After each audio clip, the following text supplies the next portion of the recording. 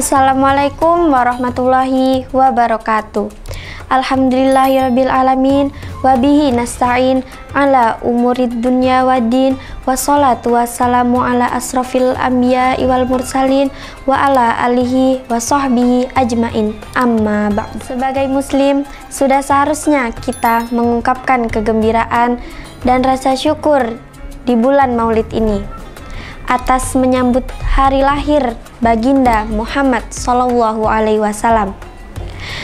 Tentu ada banyak cara yang dapat kita lakukan untuk menyambutnya. Di antaranya membaca sholawat, berziarah ke makam Nabi, dan masih banyak lagi. Tentu semua hal yang kita lakukan pasti memiliki hikmah atau manfaat tersendiri, sebagaimana kisah yang terjadi pada Maulid Nabi yang berasal dari kota Libanon. Warga di sana biasa merayakan Maulid Nabi dengan menembakkan senjata api ke atas untuk menunjukkan kegembiraan. Tradisi ini dilakukan turun-temurun, hampir mirip dengan tradisi pernikahan di Arab pada umumnya.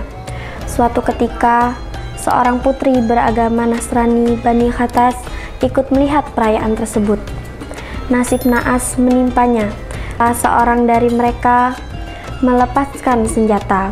Peluru yang dilepaskan menyasar ke arah putri tersebut dan menembus tepat di kepalanya. Ia pun bersimpah darah dan jatuh ke tanah.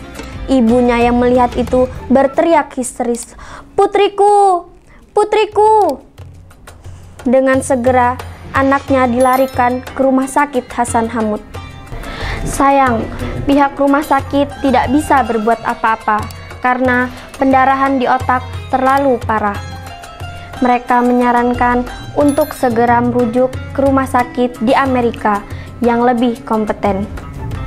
Tapi kondisinya cukup parah dan sudah diambang ajal. Mereka pun tidak bisa berbuat banyak.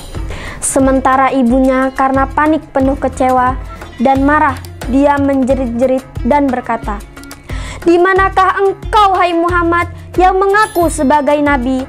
Lihatlah apa yang telah dilakukan umatmu kepada anakku pada hari perayaan kelahiranmu." Teriakan ini tentu dimaksudkan untuk menghadrik Rasulullah. Dokter memastikan bahwa anaknya telah meninggal dunia dan mempersilahkan sang ibu untuk melihat anaknya yang terakhir kalinya. Dengan lemas dan dipapah, ibu putri tersebut pun masuk ke dalam ruangan. Sebuah keajaiban terjadi ketika sang ibu sudah di dalam ruangan. Dia melihat anaknya sedang duduk di tepi tempat tidur dalam kondisi bugar sambil berteriak, "Ibu, ibu, tutup pintu dan jendela, ibu. Jangan biarkan ia keluar," antara percaya dan tidak. Si ibu yang bingung lantas bertanya, "Siapa, duhai putriku?" Si ibu mendekati anaknya untuk memastikan bahwa kondisi anaknya baik-baik saja. Sungguh sesuatu yang tidak masuk akal. Selain sehat dan bugar, bercak darah dan bekas luka tembakan di putri tersebut menghilang. "Putriku, apa yang terjadi?" Putrinya menjawab sambil kegirangan, "Ibu, ibu, dia datang mengelus kepalaku sambil tersenyum." "Siapa dia, sayang?" "Muhammad, Muhammad, ibu," jawab anak itu. "Aku bersaksi, duhai ibu, bahwa tiada Tuhan selain Allah dan Nabi Muhammad adalah utusan Allah." Ternyata teriakan si ibu disambut langsung oleh Nabi Agung Muhammad Sallallahu Alaihi Wasallam. Beliau hadir dengan kelembutan dan memberikan cahaya penerang bagi kegelapan.